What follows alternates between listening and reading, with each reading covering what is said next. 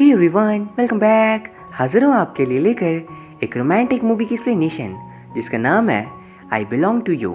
ये कहानी है एक रेडियो डीजे शेन की, जिसकी गर्लफ्रेंड थी शैंग, और वो दोनों साथ मिलकर एक रेडियो शो होस्ट करते थे, पासिंग थ्रू दी वर्ल्ड, जब वो रैंडम लोगों से बातें किया करते लाइफ के बारे में। आज भी शैन ऐसे ही बात कर रहा था जब पहला कॉल था एक लड़की का जो कहती है आज उसका बर्थडे है, लेकिन कोई भी उसके साथ सेलिब्रेट करने वाला नहीं है। जिस पे शैन कह रहा था इसमें उदास होने की कोई बात नहीं है, कई बार ज़िंदगी में हमारे साथ लोग नहीं होते। वो कहती है मैं अकेला फील कर रही हूँ। जिस पे शैन को इशारा करते हुए बोल रहा था मैं अपनी लव के साथ डाओशिंग शहर जाना चाहता हूँ, वहाँ के पहाड़ों और खूबसूरती को महसूस करना चाहता हूँ, और अगर मौका मिला तो एक दिन तुम भी हमारे साथ चलना। फिर शो में एड ब्रेक आता है एंड तभी शैन से कहती है कि वो उसे ब्रेकअप करना चाहती है क्योंकि वो एक रेडियो डीजे तो अच्छा है लेकिन लवर नहीं। पर ये बात ऑन रेडियो थी, इसलिए सभी लोग उन्हें सुन लेते हैं। और फिर शैन शो बंद करके चला जाता है एंड वहाँ पर वो दोनों अलग हो गए थे। फिर ऐसे 2 साल बीत चुका था और अब हमें शैन को दिखाया जाता है जो ब्रेकअप के बाद बिल्कुल बदल गया था। उसका शो जो एक वक्त में नंबर 1 हुआ करता था, आज उसकी रैंकिंग्स सबसे कम थी क्योंकि वो लोगों को पहले के जैसे इंटरटेन नहीं कर पाता। लेकिन वही शैंग का शो हाईएस्ट रेटिंग वाला था, इवन उसे मैनेजर की पोस्ट भी दे दी गई थी उसके अच्छे परफॉर्मेंस को देख। एंड फिलहाल वो एक रिलेशनशिप में भी थी। वहीं फिर हमें शैन के परिवार को दिखाया जाता है जहाँ उसके परिवार में रहते थे उसकी मदर जिन्हें अल्जाइमर की बीमारी थी, उनके अलावा उसका बेस्ट फ्रेंड चबी जो एक लॉन्ग डिस्टेंस रिलेशनशिप में था यानजी नाम की लड़की के साथ। एंड उन दोनों के साथ शैन का एक कज़न भी था मोशिबा जो एक साइंस गीक था। वो बिना किसी सपनों का एक इन्वेंटर था जिसके मैक्सिमम इन्वेंशंस फेल होते हैं, पर वहीं उसके पीछे पड़ी रहती ऑफ सेलेंज जो उसे बहुत पसंद करती थी एंड उसे अपना बॉयफ्रेंड बनाना चाहती थी। लेकिन मोशिबा इन सब बातों पर ध्यान नहीं देता, उसे तो यूनिवर्स के राज फाइंड करने थे एंड इन सभी के खर्चे शैन को ही मैनेज करने पड़ते। फिर अगले दिन ऑफिस में हम देखते हैं कुछ लोग इंटर्नशिप करने के लिए रेडियो स्टेशन आए थे, जिन्हें देख शैंग पूछती है कौन शैन के अंडर काम करना चाहेगा, पर सभी उसे देख चले जाते हैं क्योंकि पिछले 2 साल से उसका शो फ्लॉप चल रहा था। लेकिन तब भी एक लड़की जिसका नाम बर्डी था वो शैन के इंटर्न बनना चाहती थी और शैन खुद भी ये देख हैरान था। कुछ देर बाद शाम को इवनिंग शो में एक बंदा शैन से पूछता है मुझे डर है कि शायद मेरी वाइफ मुझे चीट करी होगी, मुझे क्या करना चाहिए, क्योंकि उसने हर बार की तरह नूडल्स खाना छोड़ दिया है जो हम हमेशा साथ खाया करते थे। एंड ये सुन शैन उसके घाव पर और नमक छिड़क रहा था, लेकिन तभी बड़ी नाराज होकर उससे बोलती है तुम्हारी एज 32 साल है, दिन भर घर पे खाली बैठे रहते हो, कोई काम धंधा नहीं है, इसलिए फालतू की बातें सोच रहे हो। एक बार अपनी वाइफ से पूछ कर तो देखो उन्हें चाहिए क्या। और उसके सडन रिप्लाई को देख शैन हैरान था एंड कॉलर भी। पर फिर छत पर जाकर वो उस पर नाराज होता है क्योंकि उसे लग रहा था शैंग ने जानबूझकर बड़ी को भेजा होगा उसकी इंसल्ट करने, और वो उसे काम से निकाल देता है। पर फिर जब इस वीक के चार्ट्स आते हैं तो अनएक्सपेक्टेडली शैन का शो 2nd पोजीशन में था, सिर्फ और सिर्फ बड़ी की रिप्लाई की वजह से, और इसीलिए उसे दोबारा काम पे रख लेता है। एंड ये सुन उसकी खुशी का ठिकाना नहीं रहता। फिर अगले सीन में हम चबी को देखते हैं जो यानजी से वीडियो कॉल में बात कर रहा था, और वहाँ हमें पता चलता है कि पिछले 8 सालों से यानजी अलग अलग देश ट्रैवल कर रही है और यहाँ चबी उसका इंतज़ार। लेकिन वो दोनों हमेशा रात को बात किया करते एंड चबी ने कॉलेज के वक्त यानजी की बहुत मदद की थी, तभी उनकी दोस्ती हो सकी। पर फिलहाल उनके बीच कुछ खास अच्छा नहीं चल रहा, इसीलिए चबी और मुशीबा ने साथ मिलकर कुछ पैसे जमा किए थे एक घर खरीदने के लिए, ताकि दोबारा यानजी को यहाँ बुलाकर वो और चबी साथ रह सके हमेशा के लिए। लेकिन ये बात जान शैन को थोड़ा बुरा लगता है कि इतना सब उन्होंने अकेले ही प्लान कर लिया, पर तब भी वो उनका साथ देता है। वह फिर ऑफिस में शैंग बड़ी से बोल रही थी अपने टैलेंट को शैन के साथ काम करके वेस्ट न करने के लिए, क्योंकि वो उसे भी अपनी तरह निकम्मा बना सकता है। और ये देख शैन हेड मैनेजर से कंप्लेन करता है कि शैंग बड़ी को उसे छीन रही है। इस पर हेड मैनेजर ऑफकोर्स शैंग का ही साथ देते हैं क्योंकि वो उनकी बेस्ट परफॉर्मर थी एंड शैन सबसे बड़ा लूजर, जिस बात पे सभी उस पर हंस रहे थे। पर शैन कहता है अगर मैं दोबारा अपने काम पर दिल लगा दूं तो आसानी से मेरा शो नंबर 1 बन सकता है, और वो उसे चैलेंज करता है कि इस महीने के एंड में उसका शो नंबर 1 रैंकिंग्स पे जाएगा, शैंग से भी ज़्यादा। और अगर ऐसा हुआ तो शैंग को शेन से शादी करनी पड़ेगी। जिस पर शैंग बोल रही थी, लेकिन अगर ऐसा नहीं हुआ तो तुम रास्ते में एक परेड करोगे, आई एम एन इडियट बोलते हुए। और बात इज्जत की थी, इसलिए वो बर्डी के साथ तैयार था। पर फिर रात को जब वो घर लौटता है तो हमें उसकी मदर को बारिश में सीढ़ियों के पास बैठे दिखाया जाता है, जो अपने बेटे का इंतजार करी थी। लेकिन शेंग को सामने देख वो उसे पहचान नहीं पाती अपनी बीमारी की वजह से, और ये देख शेन को बहुत दुख हो रहा था। वही फिर अगले इवनिंग से शेन दोबारा फॉर्म में आ गया था। एंड पहली बार तो बर्डी ने उसे रेटिंग्स में हेल्प कर दी, लेकिन अब खुद भी लोगों के साथ अच्छे से इंटरेक्ट कर रहा था। एंड उसकी बर्डी के साथ अच्छी दोस्ती भी हो जाती है, जब वो उसे सिखा रहा था जिंदगी को खुलकर जीना। जैसे बर्डी बहुत ही शाई थी और अंडर कॉन्फिडेंट भी, इसलिए वो उसे कॉन्फिडेंस दिला रहा था। एंड दोनों साथ में बहुत मस्ती भी करते हैं। वही दूसरी तरफ शैंग और उसके नए पार्टनर के बीच कुछ ठीक नहीं चल रहा था पैसों के लिए, क्योंकि उसने शैंग के कई सारे फॉर्च्यून्स अपने बिजनेस के लिए लेकर रखे थे और अब तक लौटाए नहीं होते। अगले सीन में हम मुशीबा को देखते हैं, जिसके पीछे लंच यानी वही ऑफिसर पड़ी थी, और वहाँ वो उससे पूछ रही थी, तुम्हारी अब तक कोई जॉब क्यों नहीं है? वो कहता है, मेरा भाई मेरे लिए सब कुछ करता है, एंड फिलहाल मैं एक सॉफ्टवेयर डेवलप कर रहा हूँ। एंड इसके बाद वो पूछती है कि तुम्हारी कोई गर्लफ्रेंड थी? वो कहता है, अगर हाथ पकड़ने को गर्लफ्रेंड कहते हैं तो 3, एंड अगर लव मेकिंग तब से फेक। वैसे तुम्हारे कितने बॉयफ्रेंड थे? जिस पे वो बता रही थी उसका फैंस जिससे उसकी शादी होने वाली थी, वो शादी के दिन ही उसे छोड़कर चला गया, एंड तब से वो अकेली थी। पर फिर वो एक आखिरी सवाल पूछती है कि उसे लिंच पसंद है, एंड इस बात में मुशीबा हाँ कहता है। और अब उन दोनों के बीच भी रिलेशनशिप स्टार्ट हो चुकी थी। वहीं दूसरी तरफ हमें छवि को दिखाया जाता है, जो अपने मुशीबा और शेन के पैसे मिलाकर एक घर खरीद लेता है, एंड अब वो यांजी को दोबारा यहाँ बुलाकर उसके साथ रह सकता है। और वह शेन हमें चबी और यांजी की कहानी सुनाता है कि कैसे उन दोनों को एक दूसरे से प्यार हुआ। तो ये बात है जब वो सभी कॉलेज में थे।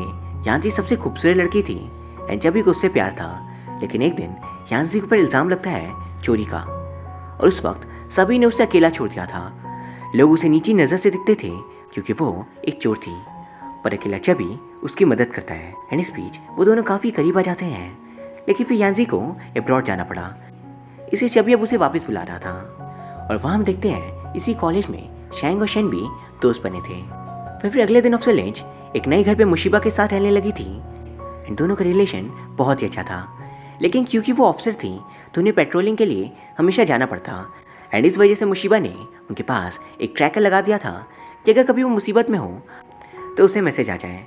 एंड ऐसे ही शाम जब कुछ गुंडे और अफसर लिंच के बीच फाइट होती है तो मुशीबा उनकी मदद के लिए आया था और दोनों मिलकर उन्हें भगा देते हैं। लेकिन उन गुंडों ने वादा किया था कि वो अफसर से बदला लेने दोबारा ज़रूर आएंगे। वही दूसरी तरफ हम शेन और बडी को देखते हैं, जो रेडियो शो होस्ट करे थे। अब वहाँ बडी की तबीयत बहुत ख़राब थी, इसलिए शेन अकेले शो में बात कर रहा था। एंड आज था आखिरी दिन, जिसके बाद रेटिंग्स काउंट की जाएंगी। पहला कॉल एक बच्ची का था जो कहती है, मेरी मदर बीमार है और मैं अकेली हूँ, कोई मेरे साथ नहीं है। जिस पर शेन उसे अपने बारे में बता रहा था कि उसकी मदर भी उसके लिए बचपन में बहुत कुछ करती थी और वो उनसे बहुत प्यार करता था, लेकिन आज बीमारी के कारण वो सब कुछ भूल गई, अपने बेटे को भी।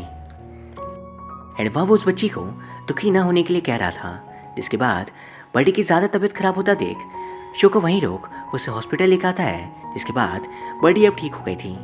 रात भर शेन वहीं रुका था और सुबह को शेन का ही हाथ वो पकड़कर सो जाती है। वही फिर हमें दिखाया जाता है रेटिंग्स काउंट हुई थी और उन दोनों का शो सेकंड पोजीशन पे आया था, वो भी सिर्फ आधा शो कंडक्ट करने पर भी, क्योंकि बाद में तो उन्हें हॉस्पिटल जाना पड़ा था। यानी एक्चुअली में शेन ने शैंग से उस बेट को जीत गया, लेकिन इसके बावजूद भी शेन परेड करता है आई एम एन इडियट बोलते हुए। और ये करते वक्त वो बहुत खुश था, क्योंकि आखिरकार उसे खुद के दम पर शो को रिवाइव कर लिया और अब उसे खुद पर कॉन्फिडेंस भी था। वहीं दूसरी तरफ यांजी वापस अपने देश लौट आई थी और जब भी अपने सारे कॉलेज के दोस्तों के सामने बढ़ चढ़कर तारीफ करता है कि वो एक लौता बंदा है जिसकी शादी उसके कॉलेज की गर्लफ्रेंड के साथ होगी और वो इसके लिए बहुत खुश है। लेकिन अकेले में यांजी चबी से बोल रही थी वो दोनों एक नहीं हो सकते, क्योंकि उसने कभी उसे प्यार किया ही नहीं। एंड फिर वो उससे कहती है सभी के सामने इसे मत बताना और फिर हम अलग हो जाएंगे। और यांजी के वापस लौटते ही जब भी रास्ते में पागलों की तरह भागता है और वो बच्चे लाई जा रहा था यांजी वापस लौटा हो। पर फिर उस दिन के बाद से दोबारा चबी को शेन के साथ देखा नहीं गया। फिर अगले दिन अब हम देखते हैं कि शैंग का पार्टनर जिसे उसने पैसे उधार दिए थे वो उसे चूना लगाकर भाग गया एंड इस वजह से शैंग की कार एंड प्रॉपर्टी को जब्त कर लिया गया है ऑफिसर्स के द्वारा, क्योंकि वो आखिरी शख्स थी जिसके साथ उस बंदे को देखा गया। लेकिन इस पूरे वक्त में भी शैन उसका साथ देता है और उसने अपने घर को गिरवी रख उसके पैसों की हेल्प की थी, क्योंकि शैंग के सारे एसेट्स फ्रीज कर दिए गए थे एंड उसकी इस बात को जान शैंग बहुत हैरान थी। वही दूसरी तरफ बर्डी, शैन और उसका पूरा परिवार यानी उसकी मदर, मुशीबा और उसकी गर्लफ्रेंड लिंच सभी घूमने जा रहे थे डाओशेंग सिटी। जब शैन और बर्डी की मदद से मुशीबा अपनी लव यानी लिंच को प्रपोज करता है शादी के लिए एंड वो खुशी खुशी इस प्रपोजल को एक्सेप्ट कर लेती है और ये देख बड़ी बोल रही थी काश कि मुझे भी ऐसे प्रपोज करता। फिर कुछ देर बाद वो लोग टीवी पर देखते हैं कि जब एक वॉर जोन में खाना बना रहा था लोगों को सर्व करने के लिए एंड ये देखकर शैन पूछता है क्या ये सही है अपने चाहने वाले के लिए अपनी पूरी ज़िंदगी बदल देना, जिसमें मुशीबा कहता है बिल्कुल। वहीं फिर रेडियो शो का वक्त हो जाता है, लेकिन वो लोग तो दूसरे शहर आए हुए थे, इसलिए आज कई साल बाद इस शो को शैंग होस्ट करती है अकेले और वहाँ पर वो अपने और शैंग की कॉलेज लव स्टोरी बता रही थी कि कैसे वो दोनों मिले और उनमें दोस्ती हुई। लेकिन आज वो अलग है क्योंकि सालों पहले उनमें एक चैलेंज लगा था एंड शैन जो बचपन से ही बहुत ही जोशीला बंदा था वो चैलेंज पूरा कर शैंग को अपनी गर्लफ्रेंड बना लेता है। पर अफसोस उनका रिलेशन ज़्यादा दिन तक टिक ना सका एंड वहाँ पर वो ये भी कह रही थी जिस इंसान के अंदर प्यार हो वही से प्यार दे सकता है, लेकिन जो अकेला है उदास है वो कभी किसी का साथ नहीं दे सकता। एंड शैन जो हमेशा दूसरों को खुश करता है आज वो खुद ना जाने कब से उदास है। और ये सुन कुछ पल के लिए शैन भी चुप रह जाता है और वहीं बड़ी को देखते हैं जो रात भर कुछ सोच सुबह सुबह शैन से कहती है कि वो उसकी और शैन की शादी ज़रूर करवाएगी एंड वो और मुशीबा मिलकर किसी तरह उन दोनों को रेडियो स्टेशन के छत पर लाते हैं और वहाँ प्रोजेक्टर से उनके साथ वाली मेमोरीज की क्लिप प्ले की गई थी और वहाँ पर वो दोनों एक दूसरे के गले लगते हैं। पर फिर उन दोनों ने डिसाइड किया था कि वो लवर्स नहीं बल्कि बेस्ट फ्रेंड बनकर साथ रहेंगे, क्योंकि वो एक दूसरे के लिए कंपैटिबल नहीं थे। और शैंग ये भी बताती है कि वो अब इस शहर को छोड़कर कहीं और जा रही है। एंड दूसरी तरफ हम बड़ी को देखते हैं जो पता नहीं क्यों काम छोड़कर चली जाती है और ये देख शैन हर तरफ उसे ढूंढ रहा था पर वो उसे कहीं भी नहीं मिलती। एंड गाइस अब हमें एक बैक स्टोरी दिखाई जाती है बड़ी की, जिसने मिस्टर शैन जो एक वक्त पर लूजर थे उनके अंदर इंटर्न बनने का सोचा, इसलिए क्योंकि वो उन्हें बहुत ज़्यादा पसंद करती थी। जैसे बड़ी 4 साल पहले इस शहर में नई नई आई थी और उसे यहाँ के बारे में कुछ भी नहीं पता था। यहाँ क्या करना है, कैसे करना है, यहाँ की सभी चीज़ें उसके लिए नई थी। पर यहाँ पहुँचने के बाद उसका सबसे पसंदीदा काम था एक रेडियो शो को सुनना, पासिंग थ्रू दी वर्ल्ड, जिसे शैन होस्ट करता था और वो तब से उसे पसंद करती है। लेकिन ये पसंद एक दिन प्यार में बदल गया। जैसे वो हमेशा दीवार में ड्राइंग्स बनाया करती और माना जाता है कि शायद ये ड्राइंग्स आपकी असली ज़िंदगी भी बन सकती है अगर आप इन्हें दिल से बनाओ। और उसने अपनी ड्रीम लाइफ की ड्राइंग उसमें बनाई थी। पर फिर एक दिन बारिश के वक्त शैन वहाँ आता है और उस ड्राइंग में बनी लड़की को भीगता हुआ देख वो एक अम्ब्रेला बनाकर चला जाता है और ये बात बड़ी के दिल छू जाती है। यही नहीं, आपको याद होगा फिल्म की शुरुआत में एक लड़की ने कॉल किया था जब वो कहती है कि आज उसका बर्थडे है। अब वो लड़की और कोई नहीं बल्कि खुद बड़ी थी। एंड वहाँ पर ऑन रेडियो शैन की ब्रेकअप की बात जान बड़ी को बहुत बुरा लगता है, क्योंकि उसके ही कॉल के बाद वो दोनों अलग हो गए थे। इवन जो शैन को वो जानती थी वो ब्रेकअप के बाद कम्प्लीटली बदल गया, इसलिए वो भी काम ज्वाइन करती है दोबारा उसकी मदद और दोबारा उसे पहले जैसा करने के लिए। एंड आज जब वो ठीक हो गया था तो वो उसे छोड़कर दूर चली गई ताकि शैन और शैंग एक साथ रह सकें। और ये पूरी कहानी शैन ऑन रेडियो सुनाता है और फिर वो बड़ी से रिक्वेस्ट करा था वापस लौट आने के लिए, लेकिन वो तो एक नए सफ़र की ओर जा चुकी थी और मैसेज कर वो शैन से कह रही थी शुक्रिया मुझे अपनी दुनिया से पास होने देने के लिए। एंड यहाँ ये दोनों अलग हुए थे, लेकिन वही दूसरी तरफ ऑफिसर लिंच पर वही गुंडे एक बड़ी गैंग के साथ हमला करते हैं और वो उनसे अकेले लड़ नहीं पा रही थी। लेकिन वही ट्रैकर का नाम सुन मुशीबा भी उनकी मदद के लिए आ गया था। जहाँ था वहीं में वो लोग उसे चाकू से मार देते हैं। पर इतने में पूरी पुलिस फोर्स आ गई थी एंड ऑफिसर लिंच तो बच जाती ही है, लेकिन उनके सामने मुशीबा अपना दम तोड़ देता है। और ये देख वो शैन बहुत उदास थी एंड वह शैन की जिंदगी से अब एक एक करके सारे करीबी चबी, बड़ी और मुशीबा तीनों दूर चले गए। और फिर ऐसे ही 358 डेज बीत जाते हैं। एंड यहाँ हम शेन को देखते हैं जो डाओशेंग सिटी में अपनी मदर के साथ रह रहा था। एंड यहाँ पर वो बड़ी का इंतज़ार कर रहा था। And her rose Bon radio कहता है कि वो उसका वेट कर रहा है। वही उसकी मदर तो उससे पूरी तरह भूल गई थी कि वो उनका खुद का बेटा है। वही फिर एक दिन शेन उसी जगह पहुँचता है जहाँ मुशीबा ने ऑफिसर लिंच को प्रपोज किया था।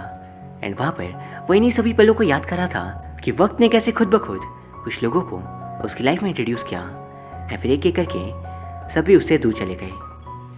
एंड फिर दूसरी तरफ हमें मुशीबा का सरप्राइज दिखाया जाता है जिससे उसने 1 साल पहले लिंच के लिए प्लान किया था कि पूरे शहर में हर तरफ आई लव यू लिंच का उसने कोड प्रोग्राम कर दिया और हर एक इलेक्ट्रॉनिक डिवाइस से बस यही आवाज़ आ रही थी। एंड इस आवाज़ को सुन लिंच का दिल भर आता है क्योंकि ये मुशीबा की ही आवाज़ थी उसके मरने से पहले। फिर लास्ट सीन में शेन यूं ही खड़ा था और वो याद कर रहा होता है एक लाइन को कि हर किसी की ज़िंदगी में एक शख्स ज़रूर आता है या आती है जो उससे वादा करे पूरी ज़िंदगी उसके साथ रहने का। एंड तभी हम पीछे बड़ी को देखते हैं और वो दोनों एक दूसरे को देख मुस्कुरा रहे थे। और यहाँ ये फिल्म ख़त्म हो जाती है। ये एक बेहतरीन कहानी थी जो हमें लाइफ की जर्नी रिप्रेजेंट करती है। क्या खुशी, दुख, मिलना, अलग होना सब कुछ इसी का पार्ट है। एंड ये फिल्म हमें ज़िंदगी का एक इम्पॉर्टेंट लेसन सिखा कर जाती है कि लाइफ कभी भी स्टैग्नेंट नहीं होने वाली और ना ही आप उसे कंट्रोल कर सकते हो, क्योंकि वक्त के साथ खुशी हो या दुख दोनों लम्हे एक दूसरे के स्थान लेते रहते हैं। लेकिन यहाँ मैटर करता है हमारा रुकना नहीं पर हमेशा आगे बढ़ना, चाहे वक्त कैसा भी क्यों ना हो। सो गाइस, उम्मीद करता हूँ आपको ये वीडियो पसंद आई होगी। अगर हाँ तो प्लीज़ इसे लाइक एंड कमेंट ज़रूर कर देना, साथ ही प्लीज़ चैनल को सब्सक्राइब कर लेना। Thank you very much for watching. See you soon.